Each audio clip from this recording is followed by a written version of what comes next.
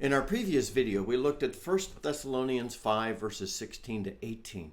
And today I want us to take a look at quite a similar passage that talks about how we approach every moment of life in and through Jesus.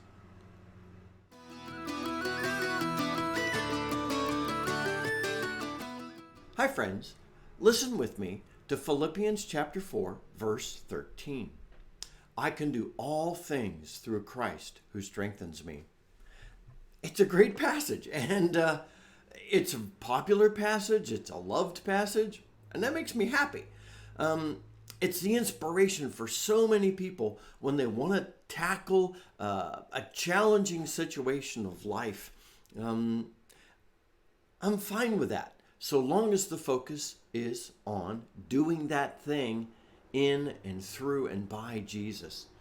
But Paul's doing something just a little different here. I don't want to discount the popular use, but I want to promote a more holistic use of this verse today.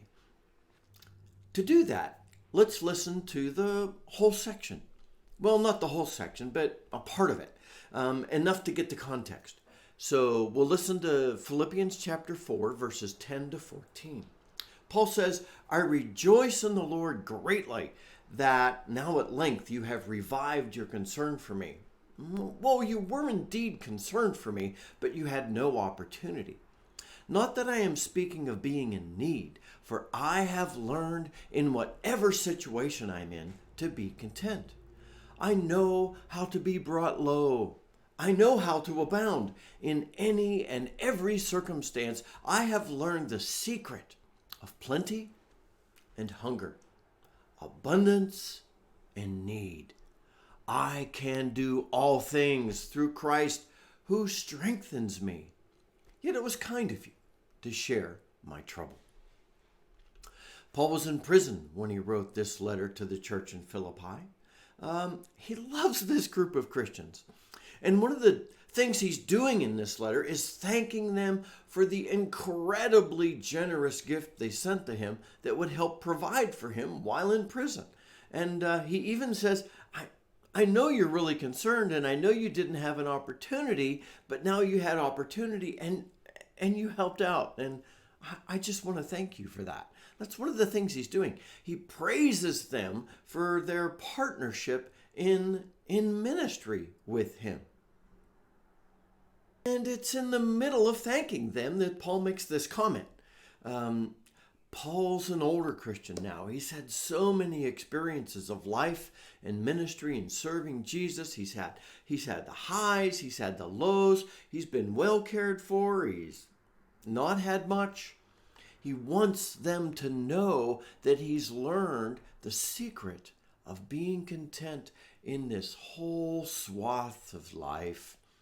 The secret is depending upon Jesus so much that the empowering of life he receives to face plenty, to face want, is through Jesus. I have learned, Paul says, that in whatever situation I'm in, I can be content. I can be at peace. I can rejoice.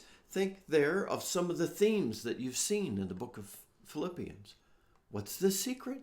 Well, Paul says, I do everything in and through Jesus who strengthens me, who guides my heart, who protects me, who loves me, who enables me to rejoice in the face of plenty and in the face of need, in the face of being persecuted, in the face of joy. This is not so much Paul's secret recipe for facing a challenging task as it is his recipe for facing each and every moment of each and every day. Do we want to be content? Contentment is not dependent on circumstances, no matter how we feel about it. But it is dependent on our connection with Jesus.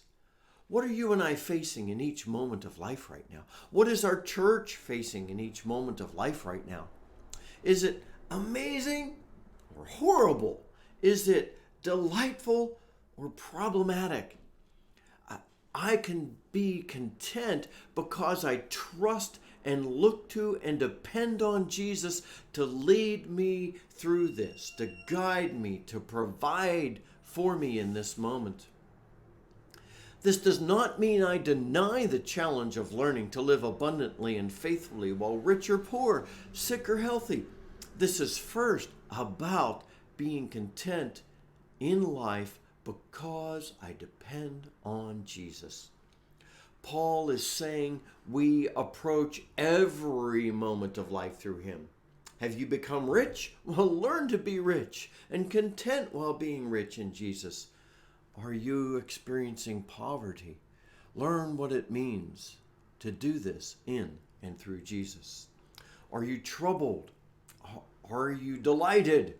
Learn to do this in and through Jesus, and to serve him in the opportunities he gives you through that. This is where we find contentment, in Jesus.